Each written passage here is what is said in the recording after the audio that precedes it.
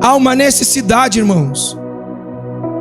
As pessoas que não conhecem Jesus, existe uma urgência para que estas pessoas conheçam a Jesus.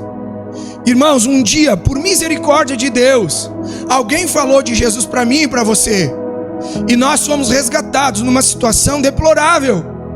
Nós estávamos vivendo numa situação deplorável, mas alguém falou de Jesus para nós, e nós abrimos o coração e entendemos que nós éramos de fato os piores pecadores deste mundo, mas que Jesus, Ele era tão bom e tão amoroso, que Ele estava disposto não apenas a nos amar, mas que um dia Ele entregou sua vida na cruz para perdoar os nossos pecados e para pagar o preço dos nossos pecados. Um dia alguém falou, a gente ouviu, a gente recebeu no coração, nós cremos e nós aceitamos como verdade, e nós fomos livres da condenação do pecado. Amém? João 8:32, e conhecereis a verdade vos libertará. Libertará do quê? Do pecado, do poder do pecado. Jesus, um dia, quando nós o conhecemos, Ele nos libertou da condenação do pecado e do poder do pecado. Hoje o pecado não nos condena, hoje o pecado não nos aprisiona, porque um dia nós somos livres, e fomos livres não pela nossa força, mas pela força de Jesus, esse que os apóstolos anunciavam dia após dia, todos os dias, no templo e de casa em casa.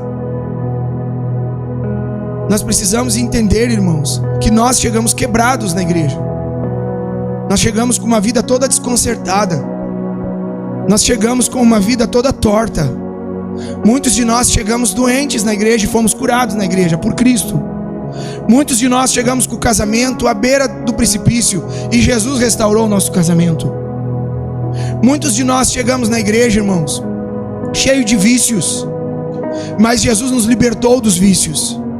Muitos de nós chegamos na igreja, irmãos, talvez com uma ficha extensa de crimes, uma vida criminosa, e Jesus nos libertou dessa vida.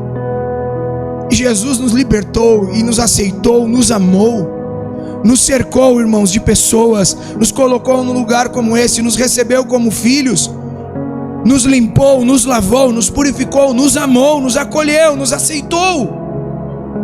Muitos de nós, quando chegamos num lugar como esse, nós não éramos mais aceitos pela sociedade, não éramos mais bem vistos pelos nossos familiares, mas quando chegamos num lugar como esse, nós descobrimos que Jesus, o Senhor dos Senhores, o Rei dos Reis, que poderia sim nos rejeitar, antes Ele escolheu nos amar.